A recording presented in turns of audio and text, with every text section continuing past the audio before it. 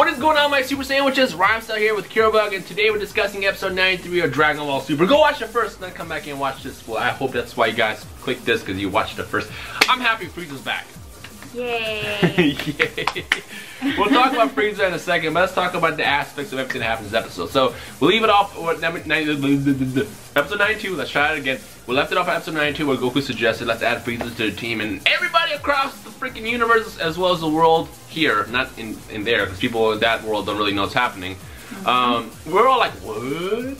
Why Frieza? He's evil, he's a dick, he's gonna probably try to kill everybody, or he's gonna say no, because worst case scenario, if Universe 7 gets destroyed, so does he. So what happens is they go out and visit him anyways, and I like the fact that Goku can still transcend dimensions and just pop into other worlds anytime he wants to, and he just pops in there, talks to Yama, and says, hey man, I need Frieza. So he goes talk to Frieza, and Frieza's all like, I'm not gonna help you. Like, why should I help you? And the deal is, okay, I like how they brought this back, or how they're bringing him back. The deal was, I'll help you if you revive me with the Dragon Balls. So which Goku was like, I'm not gonna do that, but he catered right to Goku's weaknesses. Two weaknesses actually. One, the fact that Goku's honest, because I mean Goku could easily lie, be like, yeah, we'll revive you, and then not do it. Yeah, he's like in your face honest. Yeah, if you tell Goku, yo, the promise is bring me back, he's going to do it, no matter how evil you are, because Goku's an idiot, and well, I don't know if he's an idiot, he's just a really honest, nice, naive person. But basically, they're gonna bring him back for 24 hours, and if they win, if Frieza helps them win, he's gonna revive them, or he's gonna revive Frieza, so Goku can fight him. That was the deal. Those were the terms. Is revive me, and if you do so, I will show you more of my abilities. I mean, I still have zero doubt that Goku can beat Frieza. He's gonna, I mean, he can't. It's very enticing to try. Yeah, I know, he's definitely gonna beat Frieza. Now granted, when Frieza happened to pop up on Resurrection F, his max power was higher than Goku's at first, but the problem was there's a stamina issue, and that caused him to drain really fast, and that's why ultimately Frieza lost. I mean, it got to the point where when his power was so low that he just got ragdolled and got destroyed. He did blow up the Earth, but because they reversed the time and stuff like that, he ultimately ended up losing. But give Frieza some time to kind of perfect that power, and then you gotta fight. However, this is not the same Goku that he fought a year ago. He's more developed now. He's mastered, well, I don't say he's mastered, but he has Kaioken Blue now, and he can use it fairly well. We've seen him use it a handful of times in the last couple of episodes. I guess last 2 arcs, really. And I feel like now if Frieza and Goku fought, that it'll be a much better fight. More equal playing ground.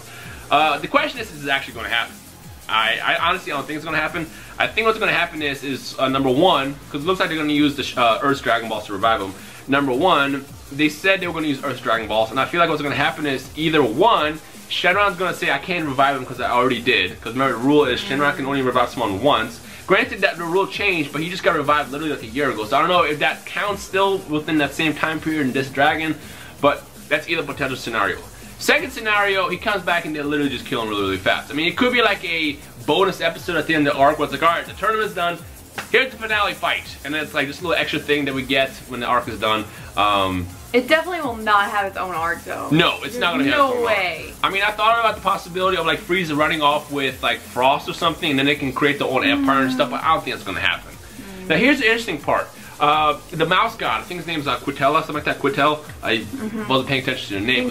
Quitella, something like that. He is Beerus's rival. On the Toei website, it says that he's like he has this big rivalry going on with Beerus. And in fact, they mentioned that there's a god of destruction in this episode that's stronger than Beerus. To which Beerus responded, oh, he only beat me in an arm wrestling match, so it doesn't really count. So I don't know if he was just basically trying to like talk that off and he really isn't that strong, or if they indeed just had a match and that's how he won.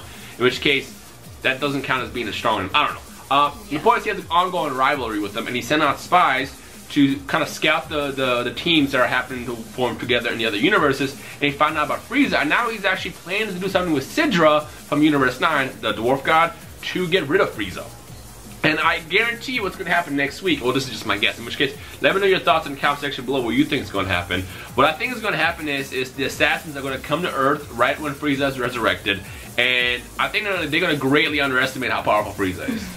I think what's going to happen is Frieza is going to have kind of a chance to kind of get up and stretch, and he's just going to wipe everybody out. It's going to be a really hype episode when that happens. And then they're going to realize, oh, okay, yeah, Universe 7 is a problem. Because I feel like right now, Universe 4 is also scared of Universe 7 because of the potential that team has. And now with Frieza on their hands, they're basically going to be you know, they're the fan favorites to win at this point. Like, everybody knows that they're going to win. Well, it's going to be either them or Universe 11. So that's the situation that you're dealing with Frieza. I'm happy he's come back now. I'm excited. And like when he first spoke in that pod, I was like, oh snap. Oh man. Also, I like the fact that he has his own hell. Like literally, that's Frieza's hell. That little thing. Yeah, I wasn't sure how they were going to do it, because initially to kind of like, you know, stomp out the rules of hell in the Dragon Ball series. In Dragon Ball Z, every time you saw hell, like for example, when they were all watching Kid Buu fight against Goku, and they were all like, all the villains were together rooting. Oh yeah. Didn't actually happen. In the manga, they don't have I guess a place where the villains can just kind of roam around and just be free, like the good guys do in Otherworld, where they get the trade stuff. Hell, the canon side of hell, you know, according to Toriyama's actual story, is basically this: after you die and you're a dick, and if you don't, I guess, repent, you get sealed in your own version of hell, in which case Frieza, he's stuck in that pod where, you know, it's like super happy, flowers and fairies and stuff all around. That's his hell. But the hell that you saw in Dragon Ball Z, it never actually happened in the manga right here. It never happened in there. They skipped over completely. It's all filler. So it's interesting that they kind of like have to make up for that now, and everything that happened in Dragon Ball Z technically never actually took place. But that's how it works. So it's cool to see that he actually has his own hell, and it makes you wonder what other villains who were defeated in the past, like what kind of hells they have. Ooh, that'd be interesting to know. Yeah, if you guys want to have fun, let us know the other villains in the past, what their hell is looking like. So people like Cell, what is Cell dealing with? What are, you know, the Ginyu Force dealing with? Have fun with this one. Comment down below. Now the big one.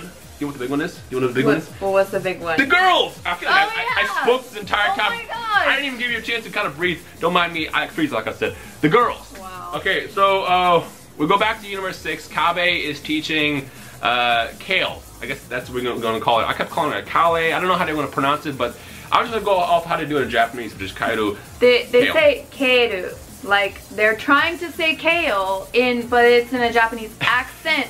But it's the English word for kale. It's so weird that her name is going to be Kale. So I don't know if like the English twist is going to change or whatnot, but let's call her Kale for now.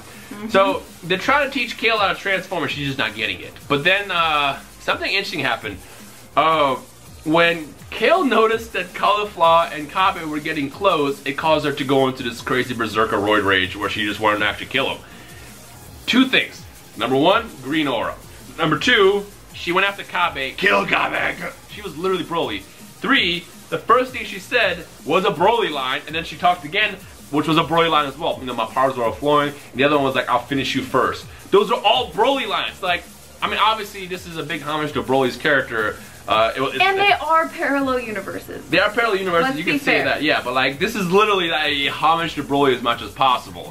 From how she speaks, from the freaking lines she used, to the power rise, and the freaking the green key. Now here's a question I want to know, and this is something that we're not going to be able to actually discuss because it's kind of weird jumping into the world of like the non-canon side of Dragon Ball and the canon side, what Toriyama actually wanted to do here.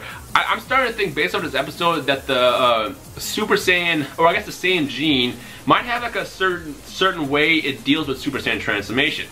In Kale's case, and I guess Broly if you want to count him, because of how their genes are when they transform, instead of having the basic ass Super Saiyan transformations that, you know, we saw so far with so many characters, they have more of a state where they can't control it and they just go into this like crazy berserker mode.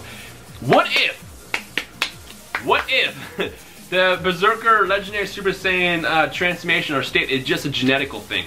So it's something to talk about. Let me know your thoughts about it. Like, do you think it's so weird to kind of talk about this, just because again it's hard to talk about Broly when he's not a canon character, and you can't really even discuss something other than fan theories based on what we thought, you know, was going through everyone's minds when they put these characters together. But like, what if the whole berserker thing slash legendary Super Saiyan thing is really just a genetical thing? So when they transform, they lose all control and just go crazy. The parties are rising or filling, going maximum, yada yada yada. That's an interesting thing to talk about. But we do know two things. Number one, her weakness is the fact she cannot control it, so I don't know how well it's going to work in the tournament. Well, we know three things actually. Second thing, that was the first thing. Second thing, Kale and Cauliflower might have something going on there, which I kind of find funny. And three is how likely is it that Kale will trigger that transformation in the tournament? Like, I mean, granted, if you do something to Cauliflower and she gets mad, she might go berserk, but the question is what if it's like on the wrong side? What if she transforms and just knocks out all of Universe 6? Like, let's say it hits stuff to her shoes or something and she does that. Like, things I noticed. I just thought of something. What if Caulifla goes up to an enemy and kisses them. Ooh, that's probably a good way to trigger it. Yep. Yeah, I mean, again, the question I want to know is how useful it will be, because like what I noticed in these episodes is what they're doing is with these characters, when they highlight them specifically, is they're talking about their strengths and their weaknesses. And there's a reason why they showed off Kale the way they did, because it's going to be a strength and also a weakness. And the other problem is, she almost killed Kabe. There is no killing allowed in this tournament. So, what if she goes so berserk she kills somebody on the other teams? Are the universes. Caulifla would just have to restrain her somehow. Learn how to do that. By the way, Caulifla's a Super Saiyan 2. How did that happen? We all speculated it, and like it's funny because like the internet has been in an uproar about this. Listen, this is how I see it. Let me give my breakdown. Okay, Goten and Trunks. They achieved Super Saiyan at the age of like what 8, 9, something like that, and they were just kids. In the Dragon Ball Z, well I guess the Dragon Ball universe, in the Dragon Ball universe, Universe 7, the Saiyans were all kind of just enslaved and restricted. Every time someone became strong, Frieza had them killed off. They never had a chance to become really that powerful. They were all just kind of kept, what's the word? They were kept, oppressed. Oppressed, yeah, that one.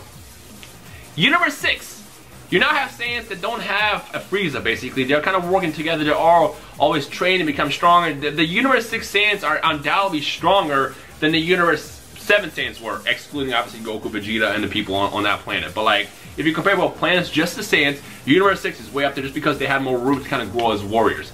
With that said, well not I won't say every, but you could say a good chunk of Universe 6 Saiyans are prodigies. They're able to, I mean we saw freaking Kabe, he just went Super Saiyan immediately when he fought against Vegeta. You could say that that because they're all prodigies, all they really needed was that push. If Goten and Trunks can achieve Super Saiyan at the age of 8 and 9, I don't see why Kabe and Caulifla should not. This is true. Yeah. I think the only reason that they may have not achieved it in the past is because there was no need to. Yeah, and they didn't know, because like... Yeah, exactly. It's like, there was not, I mean, like, Super Saiyan can be achieved through anger. But because Universe 6 is such a nice place to live, like, and look how freaking gentle Kabe is. Kabe's a nice person. This guy's literally like a pushover. I can't imagine him ever getting mad. For example, when they said, oh, let's try to make her mad, what do? You called her a blockhead, really? You might as well call her a doo-doo head. And like that shows you about the characters of the Universe 6 Saiyans. The character inside of them is like they're so much more gentle and nice. And because of that, they never had that reason to go angry. I mean, granted, we are speaking based off of a handful of Saiyans. You don't know how the other Saiyans were. Maybe there have been evil Saiyans, yada yada yada. There could have been some like, you know, moments where a family got killed and the Saiyans went angry, but then they didn't go Super Saiyan, but could have. For whatever reason, they never must have been angry enough to push themselves into the Super Saiyan state. With that said, now that they have the power and talent to do so, and they have the guide, it's that easy, and that's how I saw it. Although, I will say this, her going Super Saiyan 2 that fast, and well, I won't say mastering it, but accessing it like that was interesting. Although, you can also argue that, you know, she had Super Saiyan kind of down really, really easily, and now when she really had, you know, had to step in and really help out Kabe, the power came out. And with that said, we can see a lot of Super Saiyans in Universe 6 now, if they, you know, if they follow suit and stuff like that. Yes, and I think the only reason it was so difficult to achieve Super Saiyan for like the first time in Dragon Ball Z is because there was no one before to show. Yeah, they didn't really know. Now in Universe 6, it's like you just got one person to another just showing them how to do it, and it's so much easier when you have like a mentor of some kind or like an example. Exactly, because like, I mean, even if you look at the Z series, once Super Saiyan was a thing, they all taught each other. Goku taught Gohan how to go Super Saiyan. If you count the future future Gohan taught Trunks how to go Super Saiyan. And of course, you got probably Vegeta who taught Trunks, and then Chi-Chi is the one who taught Goten to go Super Saiyan accidentally. So the thing is they didn't have that guide, but now that they have that guide, that's why it's a possible thing. That's just how I make sense of it. Is it an ass pull? It's up to you guys to decide, but honestly, it makes more sense that way if you think about the situation at hand, and that's why they can access Super Saiyan so easily. Either way, I'm excited. I'm super hyped for next week, and I want to see what Sidra and Kitella, I already forgot the name again, are going to do next week. I feel like what's going to happen is they're going to show up to the planet, and Frieza's just going to wipe them all out, and it's going to be absolutely epic. Yeah. Anything else? Gosh, probably. I don't know. I'm sure we missed some stuff here and there, but you know, for now the Frieza execution is being done the right way. And the thing is I don't know if you guys noticed, but Frieza had like some kind of like smirky aura around him. I feel like it's not gonna be that easy. No. I don't trust him. Is it ever that easy? No. Frieza? And because they had Frieza in there that you can't trust, it might be very interesting in the arc. And I'm glad that they threw a curveball. Oh, one last thing I want to say. I'm glad they threw that curveball at us. The last thing I want to say was I'm kind of mad that they revealed Kale a long time ago as basically the bro. I haven't heard an intro, for example. They should have never done that. They should have, because the thing is Frieza was revealed to be in a series like 2 weeks ago, and we're all like, what? Imagine the mind blowing that would have happened if we watched this episode tonight and we saw not only basically Broly coming into the series, but also seeing Frieza at the same time. That would have been so much more exciting. My mind would have been completely blank. Right? Yeah, I wouldn't be able to believe it. I'd be like, what is going on right now? So yeah, that was kind of a sad spoiler. I'm mad that they did that. They shouldn't have done that. I mean, again, they're probably trying to market toys and stuff like that, tap into the Broly fan base, because the West, especially out here, the West part of the world really loves Broly. But I still wish they would have kept that like a surprise until the last minute, not had it in an intro and plastered all over, you know, billboards and stuff like that. That would have been such an epic way to find out. On top of the Frieza, the cherry on top, incredible. Either way, I'm excited, so let us know your thoughts. In the comment section below, the last question I'll ask is, are you more excited about Frieza or Girl Broly, Kale? Comment the names down below and let us know what you guys think. Other than that, if you had fun, leave a like in the comment. Let us know anything else we missed came in for next week, episode 94. Of course, when we come back, hopefully we'll get some more action. But the tournament starts in an hour and a half, so it's almost getting there. Anyways, hope you guys enjoyed today. This has been Rhymestyle. We'll see you guys next time. Bye. Peace.